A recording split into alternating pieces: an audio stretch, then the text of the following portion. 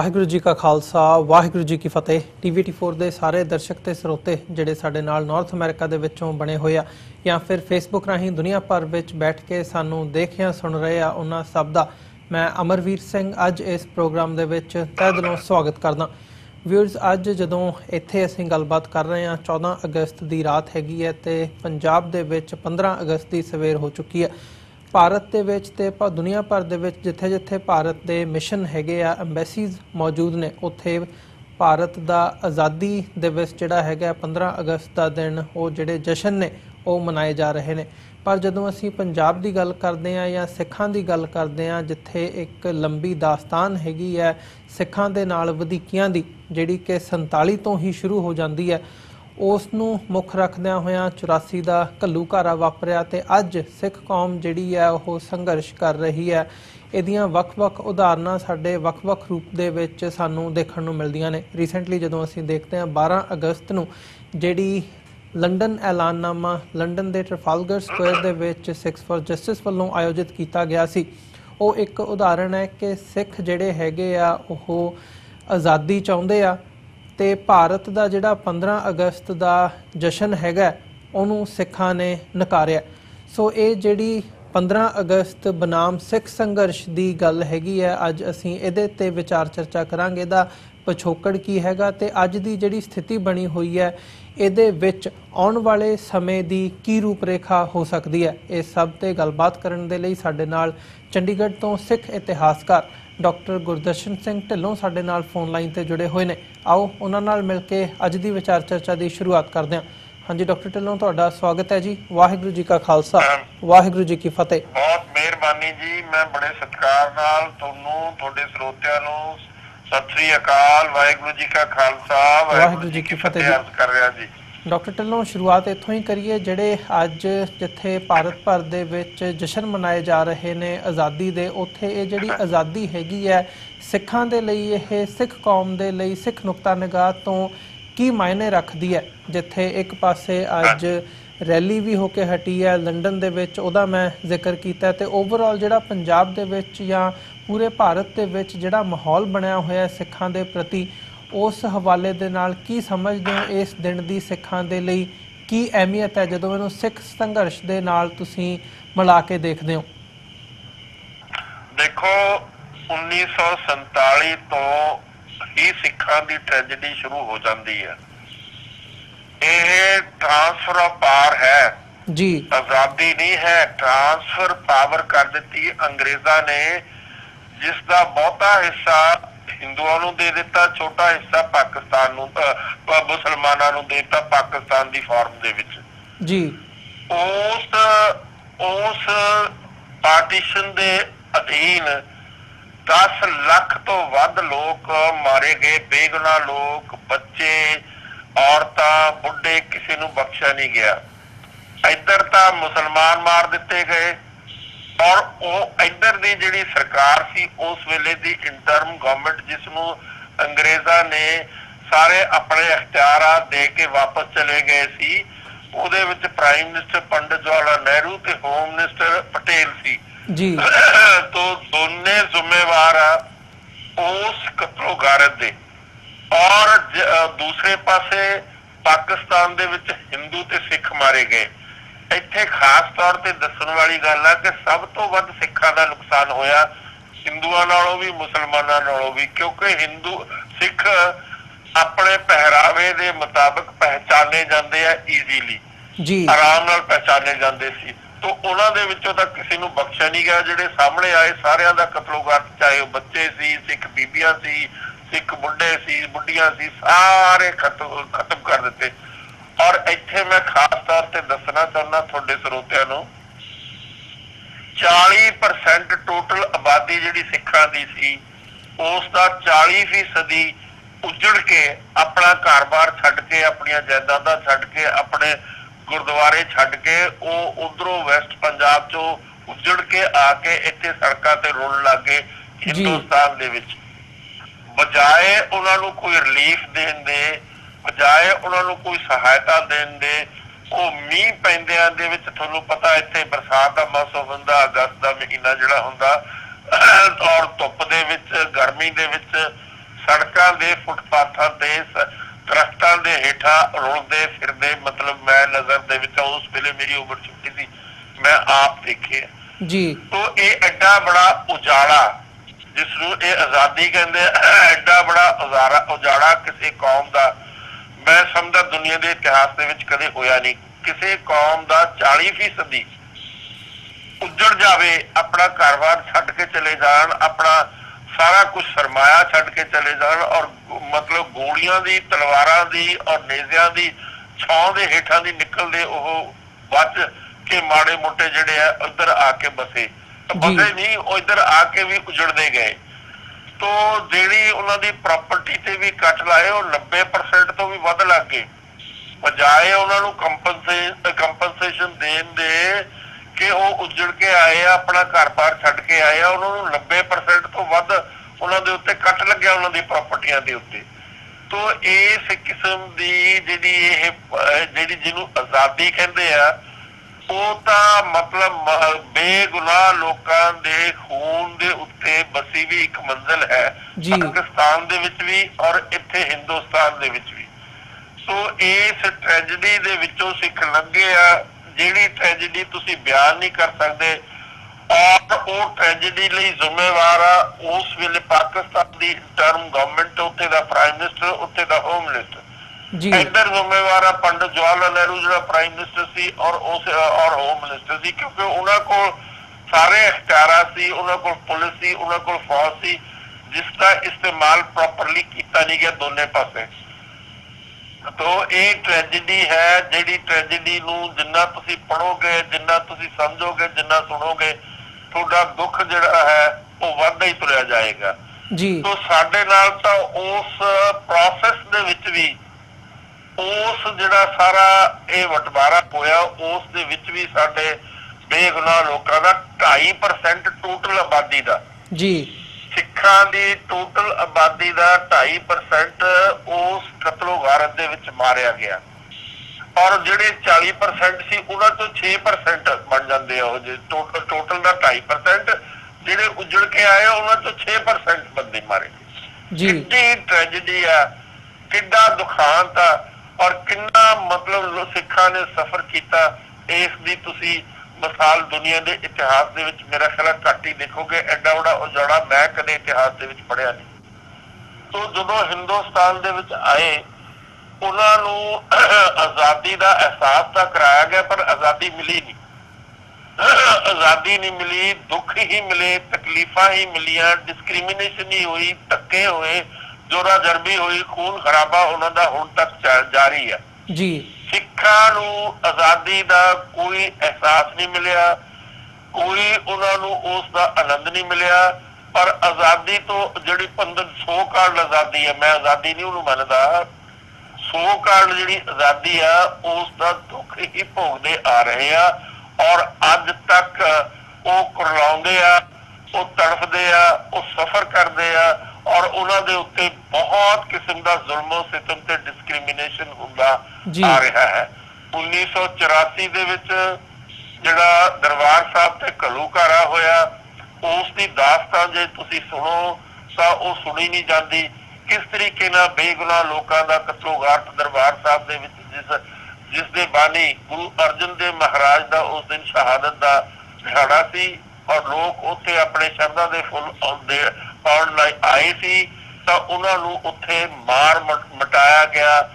ਬੱਚਿਆਂ ਨੂੰ ਨਹੀਂ ਬਖਸ਼ਿਆ ਗਿਆ, ਬੁੱਢਿਆਂ ਨੂੰ ਨਹੀਂ ਬਖਸ਼ਿਆ ਗਿਆ, ਔਰਤਾਂ ਨੂੰ ਨਹੀਂ ਬਖਸ਼ਿਆ। ਇਹ ਦਾਸਤਾਨ ਚੱਲਦੀ ਰਹੀ। ਫਿਰ ਵੁੱਡਰੋਜ਼ ਦੇ ਵਿੱਚ ਹਰ ਪਿੰਡ ਦੇ ਵਿੱਚੋਂ ਖਾਸ ਤੌਰ ਤੇ ਅੰਮ੍ਰਿਤਧਾਰੀ ਸਿੱਖਾਂ ਨੂੰ ਕੱਢ ਕੇ ਚੁਣ ਕੇ ਉਹਨਾਂ ਦੇ ਉੱਤੇ ਜ਼ੁਲਮੋ ਸਿਤਮ ਕੀਤੇ ਗਏ। ਫਿਰ ਆ ਗਿਆ ਨਵੰਬਰ 84 ਜੀ, ਜਿਹੜਾ ਦੁਨੀਆ ਦੇ ਇਤਿਹਾਸ ਦੇ ਵਿੱਚ 3 ਦਿਨ ਲਗਾਤਾਰ ਜ਼ੁਲਮੋ ਸਿਤਮ ਸਿੱਖਾਂ ਤੇ ਦਿੱਲੀ ਦੇ ਵਿੱਚ ਔਰ ਦਿੱਲੀ ਤੋਂ ਬਾਹਰ ਕਿਸੇ ਸਿੱਖ ਨੂੰ ਨਹੀਂ ਬਖਸ਼ਿਆ ਗਿਆ।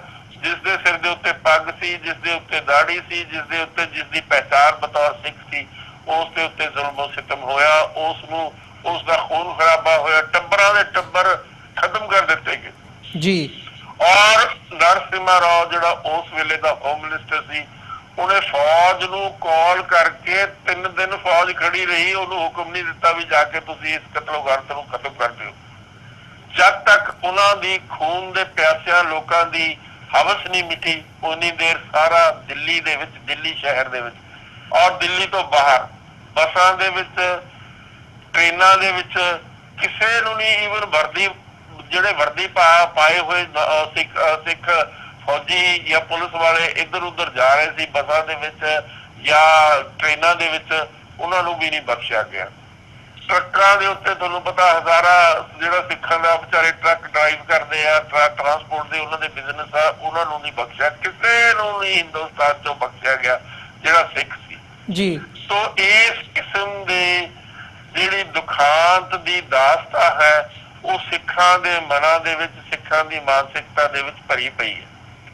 ਪਿੱਛੇ ਜੇ ਮੈਂ ਇੱਕ ਟੀਵੀ ਚੈਨਲ ਤੇ ਸੀ 2-3 ਦਿਨ ਪਹਿਲਾਂ, ਉੱਥੇ ਇਹ ਗੱਲ ਕਹਿਣ ਲੱਗੇ ਵੀ ਭੁੱਲ ਜਾਓ, ਤੁਸੀਂ ਭੁੱਲ ਜਾਓ, ਹੁਣ ਨਵਾਂ ਸਟਾਰਟ ਕਰੋ। ਮੈਂ ਉੱਥੇ ਉਹਨਾਂ ਨੂੰ ਸਵਾਲ ਕੀਤਾ, ਹਿੰਦੂ ਜਿਹੜੇ ਪ੍ਰਵਕਤਾ ਸੀ, ਵੀ ਭਾਈ ਸੋਮਨਾਥ ਮੰਦਿਰ ਦੇ ਉੱਤੇ ਮੁਸਲਮਾਨਾਂ ਨੇ ਜਿਹੜੇ ਮੁਸਲਿਮ ਇਨਵੇਡਰ ਸੀ ਉਹਨਾਂ ਨੇ ਉਸ ਦੇ ਉੱਤੇ ਉਸਨੂੰ ਤਾਸ਼-ਨਾਸ਼ ਕੀਤਾ 850 ਸਾਲ ਪਹਿਲਾਂ ਜੀ। ਕੀ ਤੁਸੀਂ ਸੋਮਨਾਥ ਦੀ ਡਿਸਟਰਕਸ਼ਨ ਨੂੰ ਭੁੱਲ ਗਏ? ਤੁਸੀਂ ਜਦੋਂ ਦੇਸ਼ ਸੋ-ਕਾਲਡ ਆਜ਼ਾਦ ਹੋਇਆ 15 ਅਗਸਤ ਤੋਂ ਬਾਅਦ, ਪਹਿਲਾ ਕੰਮ ਹੋਮ ਮਿਨਿਸਟਰ ਸਰਦਾਰ ਪਟੇਲ ਨੇ ਸੋਮਨਾਥ ਮੰਦਿਰ ਦੀ ਰਿਪੇਅਰ ਕੀਤੀ ਗੌਰਮੈਂਟ ਦੇ ਖਰਚੇ ਦੇ ਉੱਤੇ ਜੀ। तो कौमां, मैं उत्थे कहा कौमां ਜਿਹੜੀਆਂ ਆਪਣਾ ਇਤਿਹਾਸ ਭੁੱਲ ਜਾਂਦੀਆਂ ਉਹ ਦੁਨੀਆ ਦੇ ਇਤਿਹਾਸ ਦੇ ਵਿੱਚੋਂ ਮਿਟ ਜਾਂਦੀਆਂ। ਸਿੱਖਾਂ ਨੂੰ ਤੁਸੀਂ ਕਹਿੰਦੇ ਹੋ 34 ਸਾਲ ਪਹਿਲਾਂ ਹੋਏ ਜ਼ੁਲਮੋ ਸਿਤਮ ਔਰ ਅਤਿਆਚਾਰਾਂ ਨੂੰ ਅਸੀਂ ਭੁੱਲ ਜਾਈਏ, ਤੁਸੀਂ 850 ਸਾਲ ਦੀ ਜਿਹੜਾ ਸੋਮਨਾਥ ਦਾ ਮੰਦਿਰ ਆ ਉਹਦੀ ਡਿਸਟਰਕਸ਼ਨ ਨੂੰ ਨਹੀਂ ਭੁੱਲੇ ਤਾਂ ਅਸੀਂ ਕਿਸ ਤਰ੍ਹਾਂ ਭੁੱਲ ਜਾਈਏ ਜੀ। ਸਿੱਖਾਂ ਨੂੰ ਆਪਣੀ ਦੁਖਾਂਤ ਦੀ ਦਾਸਤਾਂ ਕਦੇ ਭੁੱਲਣੀ ਨਹੀਂ ਚਾਹੀਦੀ। ਉਹਨਾਂ ਨੂੰ ਆਪਣੇ ਬੱਚਿਆਂ ਨੂੰ ਵੀ ਹਰ ਪਹਿਲੂ ਤੇ ਇਹ ਇਤਿਹਾਸ ਦੱਸਣਾ ਚਾਹੀਦਾ ਤਾਂ ਕਿ ਸਿੱਖ ਕੌਮ ਆਪਣਾ ਆਪ ਪਹਿਚਾਨ ਸਕੇ, ਆਪਣਾ ਪਾਸਟ ਨੂੰ ਯਾਦ ਕਰ ਸਕੇ ਔਰ ਆਪਣੀ ਜਿਹੜੀ ਆਜ਼ਾਦਾਨਾ ਪਹਿਚਾਨ ਆ ਉਸ ਨੂੰ ਬਰਕਰਾਰ ਰੱਖ ਸਕੇ। ਇਸ ਕਰਕੇ ਅਤਿ ਜ਼ਰੂਰੀ ਆ ਕਿ ਅਸੀਂ ਆਪਣੇ ਇਤਿਹਾਸ ਦੇ ਨਾਲ ਪੱਕੇ ਤੌਰ ਤੇ, ਪੂਰਨ ਤੌਰ ਦੇ ਉੱਤੇ ਜੁੜੇ ਰਹੀਏ ਜੀ। ਬਿਲਕੁਲ ਡਾਕਟਰ ਢਿੱਲੋਂ, ਜੇ ਅਸੀਂ ਇਸ ਸਾਰੇ ਪਾਰਟ ਨੂੰ ਜਦੋਂ ਦੇਖਦੇ ਹਾਂ, ਇੱਕ ਇਤਿਹਾਸਕ ਪੱਖ ਅਜੋਕਾ ਇਤਿਹਾਸ ਹੈਗਾ ਸਿੱਖ ਕੌਮ ਦੇ ਨਾਲ ਜੋ ਵਾਪਰਿਆ ਪਿਛਲੇ ਇਹਨਾਂ ਸਾਰੇ ਸਾਲਾਂ ਦੇ ਵਿੱਚ 47 ਤੋਂ ਬਾਅਦ, ਪਰ ਜੇ ਅੱਜ ਦੇ ਮੌਜੂਦਾ ਹਾਲਾਤਾਂ ਦੀ ਗੱਲ ਕਰਨੀ ਹੋਵੇ ਤਾਂ ਹੁਣ ਦੀਆਂ ਜਿਹੜੀਆਂ ਪਰਿਸਥਿਤੀਆਂ ਹੈਗੀਆਂ ਨੇ, ਜਿਹੜੇ ਪੰਜਾਬ ਦੀ ਸਿਆਸਤ ਹੈਗੀ ਹੈ ਜਾਂ ਓਵਰਆਲ ਦੁਨੀਆ ਭਰ ਦੇ ਵਿੱਚ ਜਿਹੜੀ ਸਿੱਖ ਸਿਆਸਤ ਹੈਗੀ ਹੈ, ਇਹਨੂੰ ਕਿਵੇਂ ਐਨਾਲਾਈਜ਼ ਕਰਦੇ ਹੋ ਅੱਜ ਦੇ ਦਿਨ ਦੇ ਉੱਤੇ, ਜਿੱਥੇ ਇੱਕ ਪਾਸੇ ਰੈਲੀਜ਼ ਹੋ ਰਹੀਆਂ ਨੇ ਜਾਂ ਇਕੱਠ ਹੋ ਰਹੇ ਨੇ ਸਿੱਖਾਂ ਦੀ ਆਜ਼ਾਦੀ ਦੇ ਲਈ ਬਨਾਮ ਜਦੋਂ 15 ਅਗਸਤ ਤੁਸੀਂ ਦੇਖਦੇ ਹੋ, ਤਾਂ ਕੀ ਕਹਿਣਾ ਚਾਹੋਗੇ ਇਸ ਬਾਰੇ ਤੇ ਆਉਣ ਵਾਲੇ ਸਮੇਂ ਦੇ ਵਿੱਚ ਕੀ ਐਕਸਪੈਕਟ ਕੀਤਾ ਜਾ ਸਕਦਾ ਹੈ ਇਸ ਸਥਿਤੀ ਨੂੰ ਮੁੱਖ ਰੱਖਦਿਆਂ? ਦੇਖੋ, ਮੈਂ ਸਮਝਦਾ ਜਿਹੜਾ ਲੰਡਨ ਦੇ ਵਿੱਚ ਇਕੱਠ ਹੋਇਆ ਬੜਾ ਪੀਸਫੁਲ, ਬੜਾ ਨੌਨ ਵਾਇਲੈਂਟ ਆ। ਹਰ ਲੋਕਾਂ ਦਾ ਹੱਕ ਹੈ, ਜਮਾਂਦਰੂ ਹੱਕ ਹੈ, ਇਨਸਾਨੀਅਤ ਹੱਕ ਹੈ ਕਿ ਉਹ ਆਪਣੇ ਹਿੱਤ ਦੀ ਗੱਲ ਕਰ ਸਕਣ। ਤੋਂ ਉਹਨਾਂ ਨੇ ਹਿੰਦੁਸਤਾਨ ਦੇ ਵਿੱਚ ਮੈਨੂੰ ਇਹ ਕਿਹਾ ਜਾਂਦਾ ਵੀ ਪੀਸ ਆ, ਮੈਂ ਕਿਹਾ ਗ੍ਰੇਵ ਯਾਰਡ ਪੀਸ ਆ ਹਿੰਦੁਸਤਾਨ ਦੇ ਵਿੱਚ, ਸ਼ਮਸ਼ਾਨ ਘਾਟ ਵਾਲਾ ਪੀਸ ਆ ਪੰਜਾਬ ਦੇ ਵਿੱਚ ਜੀ। ਗੋਲੀਆਂ ਦੀ ਨੋਕ ਦੇ ਉੱਤੇ ਰੱਖਿਆ ਹੋਇਆ ਪੀਸ ਆ। ਲੋਕਾਂ ਨੂੰ ਆਜ਼ਾਦੀ ਦੇ ਦਿਓ, ਗੋਲੀਆਂ ਪਿੱਛੇ ਕਰ ਲਓ, ਫਿਰ ਦੇਖੋ ਕਿਸ ਕਿਸਮ ਦਾ ਉਭਾਰ ਆਉਂਦਾ ਆਪਣੀ ਆਜ਼ਾਦੀ ਦੇ ਲਈ, ਆਪਣੇ ਮਾਣ ਸਤਿਕਾਰ ਦੇ ਲਈ ਜੀ। ਸਾਡਾ ਸਭ ਤੋਂ ਵੱਡਾ ਵਿਰਸਾ ਗੁਰੂ ਨਾਨਕ ਨੇ ਦਿੱਤਾ ਸੀ, ਸਵੈਮਾਨ ਜੀ। ਹਰ ਬੰਦੇ ਨੂੰ ਹੱਕ ਹੈ ਦੁਨੀਆ ਦੇ ਵਿੱਚ ਆਪਣਾ ਆਪ ਪਹਿਚਾਨਣ ਦੀ, ਆਪਣਾ ਆਪ ਮਾਣ ਤੇ ਸਤਿਕਾਰ ਦੀ, ਲੇਕਿਨ ਸਾਡਾ ਮਾਣ, ਸਾਡਾ ਸਵੈਮਾਨ ਖਤਮ ਕਰਨ ਦੀ ਕੋਸ਼ਿਸ਼ ਹਰ ਪਹਿਲੂ ਤੇ ਕੀਤੀ ਗਈ ਹੈ ਔਰ ਅੱਜ ਦੇ ਯੁੱਗ 'ਚ ਸਭ ਤੋਂ ਵੱਧ ਕੀਤੀ ਜਾ ਰਹੀ।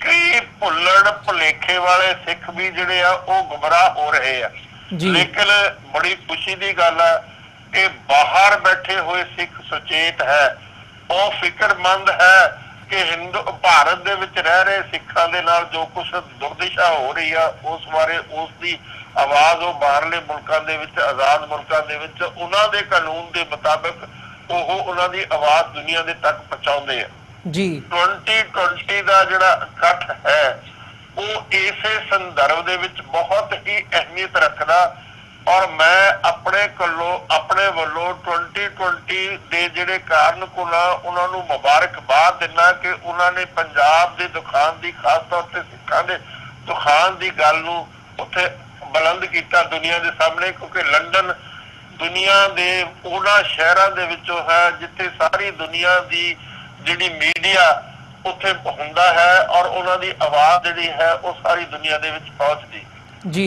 तो बहुत पीसफुल ढंग दे नाल, बहुत डिसिपलिन दे विच रह के सिखां ने अपनी आवाज़ नूं उत्थे बुलंद कीता, जिहदे नाल इधर रह रहे सिखां दे मनां दे विच भी बहुत उभार आया और बहुत उस रैली दे कारणकुनां दी सत्कार वधिया। ये गल कहण वाली आ। बाकी तां जिहड़े सारे लोग आ ਉਹ ਮੀਡੀਆ ਤੇ ਬੈਠ ਕੇ ਕਿਉਂਕਿ ਉਹ ਸਰਕਾਰ ਨੂੰ ਖੁਸ਼ ਕਰਨ ਦੀ ਉਹਨਾਂ ਦੀ ਆਪਣੀ ਜ਼ਾਤੀ ਵਫਾਦ ਹੁੰਦੇ ਆ, ਜਿਹਦੇ ਵਿੱਚ ਅਮਰਿੰਦਰ ਸਿੰਘ ਇੱਕ ਆ ਜਿਹੜਾ ਅੱਜ ਬਤੌਰ ਪੰਜਾਬ ਦਾ ਚੀਫ ਮਿਨਿਸਟਰ ਆ। ਇਸੇ ਤਰੀਕੇ ਨਾਲ ਪ੍ਰਕਾਸ਼ ਸਿੰਘ ਬਾਦਲ ਦੇ ਜਿਹੜੇ ਚਾਪਲੂਸ ਲੋਕ ਆ ਟੀਵੀ ਚੈਨਲਾਂ ਤੇ ਜਾਂਦੇ ਆ, ਝੂਠੀਆਂ ਮੁੱਠੀਆਂ ਗੱਲਾਂ ਕਰਕੇ ਉਹ ਹਿੰਦੁਸਤਾਨ ਦੀ ਸਰਕਾਰ ਨੂੰ ਖੁਸ਼ ਕਰਨਾ ਚਾਹੁੰਦੇ ਆ। ਲੇਕਿਨ ਹਿੰਦੁਸਤਾਨ ਦੀ ਸਰਕਾਰ ਦਾ ਤਾਂ ਬਾਦਲ ਦੇ ਕਹੇ ਤੋਂ ਪੰਜਾਬ ਦਾ ਜਾਂ ਸਿੱਖਾਂ ਦਾ ਕੋਈ ਭਲਾ ਕਰਦੀ ਹੈ ਨਾ ਅਮਰਿੰਦਰ ਦੇ ਕਹੇ ਤੋਂ, ਕਿਉਂਕਿ ਉਹਨਾਂ ਨੇ ਜ਼ਾਤੀ ਤੌਰ ਦੇ ਉੱਤੇ ਕਰਪਸ਼ਨ ਕੀਤੀ ਵੀ ਹੈ ਦੋਨਾਂ ਨੇ, ਔਰ ਦੋਨੇ ਆਪਸ ਦੇ ਵਿੱਚ ਅੰਦਰੂਨੀ ਤੌਰ ਦੇ ਉੱਤੇ ਮਿਲੇ ਹੋਏ ਜੀ। ਤੋ ਇਸ ਕਿਸਮ ਦੀ ਸਥਿਤੀ ਦੇ ਵਿੱਚ ਜਿਹੜੀ ਉਹਨਾਂ ਦੀ ਆਵਾਜ਼ ਆ ਉਹ ਝੂਠ ਦਾ ਪਲੰਦਾ ਹੈ ਔਰ ਉਸ ਦਾ ਕੋਈ ਸਤਿਕਾਰ ਨਹੀਂ, ਉਸ ਦਾ ਕੋਈ ਲੋਕ ਉਸ ਨੂੰ ਰੈਕਗਨਾਈਜ਼ ਤੇ ਸਿੱਖ ਜਿਹੜੇ ਆ ਐਕਨੋਲੇਜ ਨਹੀਂ ਕਰਦੇ ਜੀ। ਇਹ ਹੈ ਸਾਰੀ ਸਿਚੁਏਸ਼ਨ ਜੀ। ਡਾਕਟਰ ਢਿੱਲੋਂ, ਅੰਤ ਦੇ ਵਿੱਚ ਜਿਹੜੀ ਸਿੱਖ ਸਿਆਸਤ ਹੈਗੀ ਹੈ ਅੱਜ ਦੀ ਸਥਿਤੀ ਦੇ ਵਿੱਚ, ਜਿੱਥੇ ਸਿੱਖ ਡਾਇਸਪੋਰਾ ਨੂੰ ਤੁਸੀਂ ਦੱਸਿਆ ਵੀ ਇੱਕ ਜਾਗਰੂਕਤਾ ਦੇ ਹਵਾਲੇ ਦੇ ਨਾਲ ਇੱਕ ਮੁਹਿੰਮ ਜਿਹੜੀ ਹੈਗੀ ਹੈ ਉਹ ਚੱਲ ਰਹੀ ਹੈ, ਆਪਣੇ ਹੱਕਾਂ ਦੇ ਲਈ ਜਿਹੜੀ ਲਾਮਬੰਦੀ ਹੈਗੀ ਹੈ ਉਹ ਵੀ ਡਾਇਸਪੋਰਾ ਦੇ ਵਿੱਚ ਹੋ ਰਹੀ ਹੈ, ਤੇ ਉਹਦਾ ਜਿਹੜਾ ਅਸਰ ਹੈਗਾ ਉਹ ਕਿਤੇ ਨਾ ਕਿਤੇ ਪੰਜਾਬ ਦੇ ਵਿੱਚ ਵੀ ਦੇਖਣ ਨੂੰ ਮਿਲਦਾ ਹੈ। ਤੁਸੀਂ ਜਿਹੜੀ ਇਹ ਸਥਿਤੀ ਹੈਗੀ ਹੈ ਆਉਣ ਵਾਲੇ ਸਮੇਂ ਦੇ ਵਿੱਚ ਕਿੱਧਰ ਨੂੰ ਰੁਖ ਲੈ ਸਕਦੀ ਹੈ ਕਿ ਇਹ ਜਿਹੜੀ ਮੁਹਿੰਮ ਹੈਗੀ ਹੈ ਆਉਣ ਵਾਲੇ ਸਮੇਂ ਦੇ ਵਿੱਚ ਇਹਨੂੰ ਫਲ ਲੱਗ ਸਕਦਾ ਹੈ ਜੇ ਇਹ ਜਾਗਰੂਕਤਾ ਇਸੇ ਤਰ੍ਹਾਂ ਵੱਧਦੀ ਹੈ? ਦੇਖੋ, ਗੱਲ ਇਹ ਬੜੀ ਸਿੰਪਲ ਆ, ਜੇ ਇਹ ਆਵਾਜ਼ ਬੁਲੰਦ ਰਹਿਣੀ ਚਾਹੀਦੀ ਆ ਨੌਨ ਵਾਇਲੈਂਟ ਤੇ ਪੀਸਫੁਲ ਮੀਨਸ ਦੇ ਨਾਲ, ਔਰ ਨੌਨ ਵਾਇਲੈਂਟ ਪੀਸਫੁਲ ਮੀਨਸ ਦੇ ਨਾਲ ਇਹ ਆਵਾਜ਼ ਬੁਲੰਦ ਰਹੇਗੀ, ਲੋਕਾਂ ਦੇ ਚਿੰਤਨ, ਸਿੱਖਾਂ ਦੇ ਚਿੰਤਨ ਦੇ ਵਿੱਚ ਰਹੇਗੀ, ਉਹਨਾਂ ਦੀ ਮਾਨਸਿਕਤਾ ਦੇ ਵਿੱਚ ਰਹੇਗੀ, ਜਨਰੇਸ਼ਨ ਟੂ ਜਨਰੇਸ਼ਨ ਇਹ ਪਾਸ ਹੋਏਗੀ। ਉਸ ਦੇ ਨਾਲ ਕਦੇ ਨਾ ਕਦੇ ਕੌਮਾਂ ਦੇ ਵਿੱਚ ਇਸ ਕਿਸਮ ਦੇ ਮੌਕੇ ਆਉਂਦੇ ਆ। ਬੜੇ ਬੜੇ ਅੰਪਾਇਰ ਜਿਹੜੇ ਆ, ਰੋਮਨ ਅੰਪਾਇਰ ਗਿਰ ਗਿਆ, ਇਸੇ ਤਰੀਕੇ ਨਾਲ ਦੂਸਰੇ ਅੰਪਾਇਰ ਜਿਹੜੇ ਆ ਉਹ ਚੜ੍ਹਦੇ ਆ ਗਿਰਦੇ ਆ। ਇਹ ਇੱਕ ਸਾਈਕਲਿਕ ਆਰਡਰ ਹੁੰਦਾ ਹੈਗਾ। ਉਸ ਸਾਈਕਲਿਕ ਆਰਡਰ ਦੇ ਵਿੱਚ ਇਹ ਜਿਹੜੇ ਕਰੂਅਲ ਸਮਾਜ ਆ, ਜਿਸ ਕਿਸਮ ਦਾ ਹਿੰਦੁਸਤਾਨ ਦਾ ਸਮਾਜ ਆ, ਔਰ ਬਹੁਤ ਗਿਣਤੀ ਆ ਜਿਹੜੀ ਉਹ ਬਹੁਤ ਜ਼ਿਆਦਾ ਹਾਵੀ ਤੇ ਕਰੂਅਲ ਆ ਘੱਟ ਗਿਣਤੀਆਂ ਪ੍ਰਤੀ।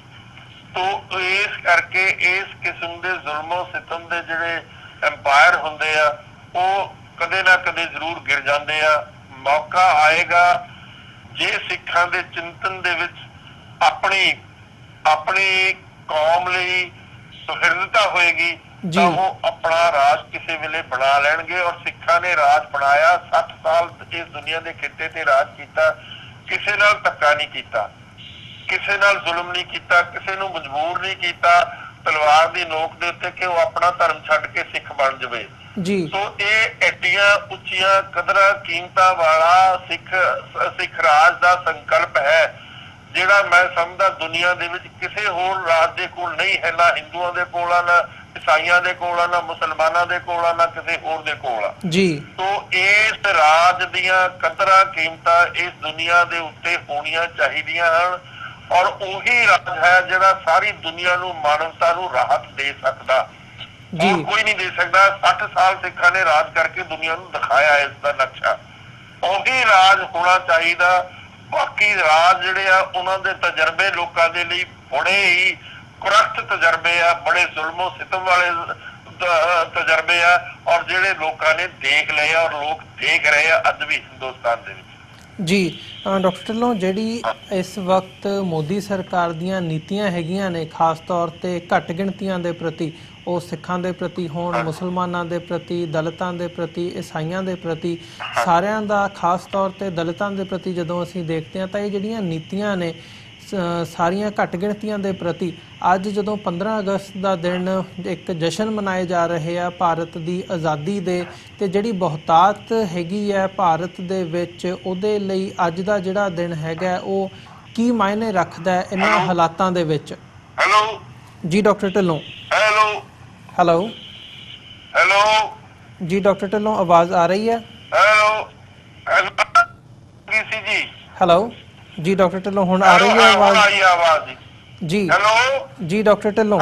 ਦੇਖੋ, ਘੱਟ ਗਿਣਤੀਆਂ ਭੈ ਦੇ ਡਰ ਦੇ ਮਾਹੌਲ ਦੇ ਵਿੱਚ ਗੁਜ਼ਰ ਰਹੀਆਂ, ਉਹ ਬਹੁਤ ਆਪਣੇ ਆਪ ਨੂੰ ਇਨਸਿਕਿਉਰ ਫੀਲ ਕਰ ਰਹੀਆਂ। ਮੁਸਲਮਾਨਾਂ ਤੇ ਜ਼ੁਲਮੋ ਸਿਤਮ ਹੋ ਰਿਹਾ, ਮੌਬ ਲਿੰਚਿੰਗ ਉਹਨਾਂ ਦੀ ਹੋ ਰਹੀ ਆ, ਔਰ ਇਸੇ ਤਰੀਕੇ ਨਾਲ ਸਿੱਖਾਂ ਦੇ ਉੱਤੇ ਵੀ ਜ਼ੁਲਮੋ ਸਿਤਮ ਹੁੰਦੇ ਆ। ਕਿਸੇ ਜਗ੍ਹਾ ਦੇ ਉੱਤੇ ਉੱਥੇ ਦਿੱਲੀ ਦੇ ਨੇੜੇ ਇੱਕ ਰੈਸਟੋਰੈਂਟ ਦੇ ਵਿੱਚ ਇੱਕ ਸਿੱਖ ਨੇ ਇੱਕ ਹਿੰਦੂ ਨੂੰ ਕਹਿਤਾ, ਭਾਈ ਤੂੰ ਜਿਹੜੇ ਧੂਆਂ ਮੇਰੇ ਵੱਲ ਨਾ ਛੱਡ, ਉਸ ਨੂੰ ਵਿਚਾਰੇ ਨੂੰ ਕੁਚਲ ਕੇ ਮਾਰ ਦਿੱਤਾ।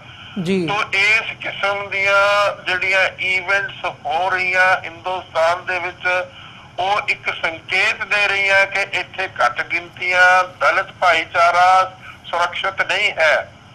ਤੋ ਇਹ ਸਾਰਾ ਇਸ ਕਰਕੇ ਹੋ ਰਹੀ ਹੈ ਕਿਉਂਕਿ ਬੀਜੇਪੀ ਦੀ ਹਿੰਦੂਤਵਾਦੀ ਜਿਹੜੀ ਪਾਲਿਸੀ ਆ ਉਹ ਬੜੀ ਘਾਤਕ ਆ, ਬੜੀ ਡਿਸਕ੍ਰਿਮੀਨੇਟਰੀ ਆ, ਬੜੀ ਅਫੈਂਸਿਵ ਆ।